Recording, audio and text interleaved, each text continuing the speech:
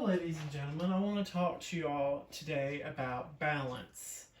The definition of balance is the distribution of visual weight within an image, usually around the vertical axis. The vertical axis on this piece, is this line with a triangle. It's vertical axis. This is the horizontal, and then there's the vertical one. There's three main type of balance. There's symmetrical. Symmetrical one is the most boring of them all. Symmetrical means it's the same on both sides. So if I cut something directly in half, it would be the same on both sides. Some people think your face is symmetrically balanced, but really your face is asymmetrical. If you would take your face and cut it in half and put it in Photoshop and put two left sides together and two right sides together, it would look like two different people, and very boring and not very interesting. So we don't use symmetrical balance a lot. Another type is radial. Now there's radial symmetrical, which the best example of that is an umbrella. So an umbrella is the same thing in each quadrant. And then there's radial asymmetrical. And it basically, radial designs, they radiate out in a circle or spiral motion in some way or manner. Then the last form of balance is called asymmetrical. Asymmetrical is the one we use the most. I'll talk to you a little bit in this little short lecture about the different forms of way to do asymmetrical. And I'm going to play like a little game with you, show you some real artwork. Right now I'm just going to show you examples of what each of them are. This one is asymmetrical balance by position, which means you have a bigger shape towards the center of the vertical axis, which is right here. You have a bigger shape towards the center, and it's weighed out, balanced by a smaller shape, or smaller shapes, we'll look at one in a minute, smaller shapes out towards the side of the picture frame, either way. So here it is again, asymmetrical balance by position, having a bigger shape towards the middle of the center, balanced out by smaller shapes out to the side, either the left or right side. So you could flip this. It doesn't always have to be to the right side or the left. You can flip it. So these are two examples of balance, asymmetrical balance by positioning.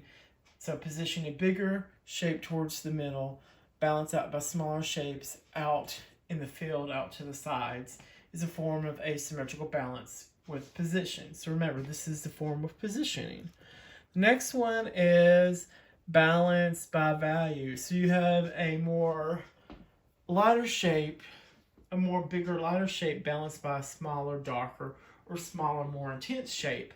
So this is balance by value. And you notice they're kind of farther apart.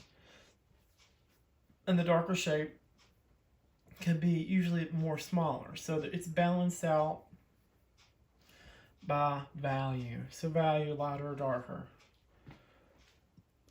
The next form is balance by texture. So you can have things with plain textures that are not as interesting, balanced out by another shape that's more interesting, more textures, more crazier.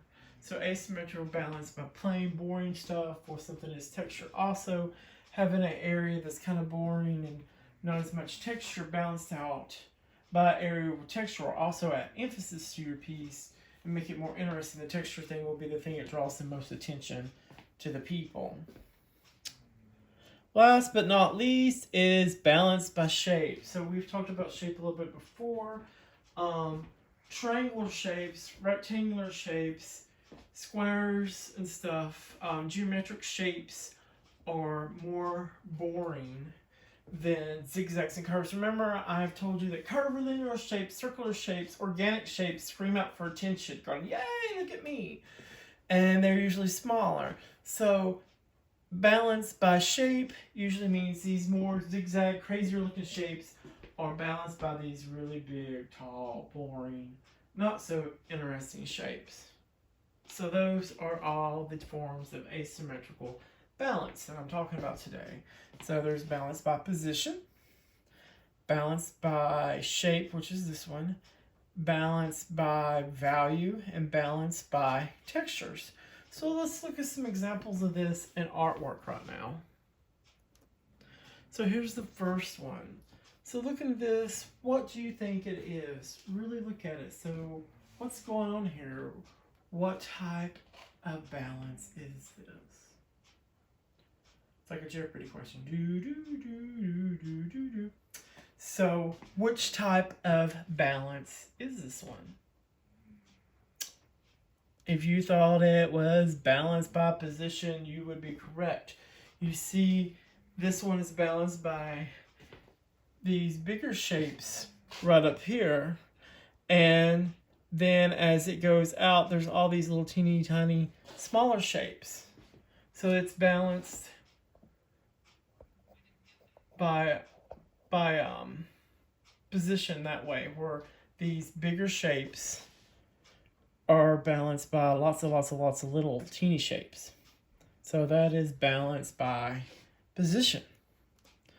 So let's look at this one. What do you think this one is balanced by?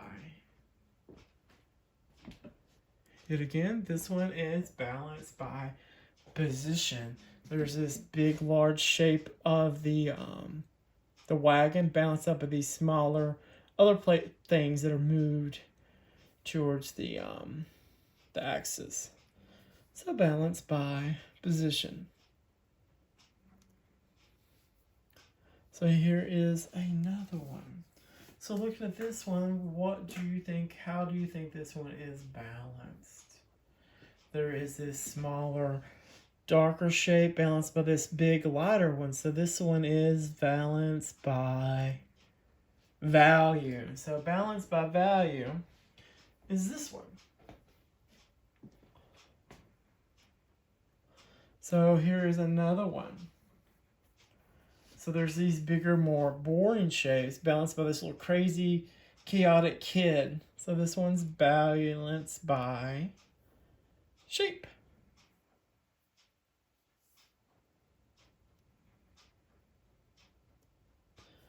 So we'll look at this one. It is also balanced by shape. There's this big, tall, boring shape here with this crazy little zigzaggy cloud poof shape.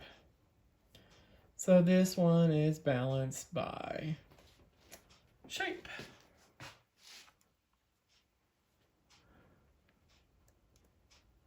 Here we are again. There's a more, this one, if you look at it close, what's going on here? It's a bigger shape balanced by two smaller ones out. So this one, yet again, is balanced by position. So this is all for this lecture. It's a little short, but I wanted to talk to you a little bit about balancing, the balancing acts, which will help with your composition. I've shown you some things about composition, so I'm hoping this will also help you along.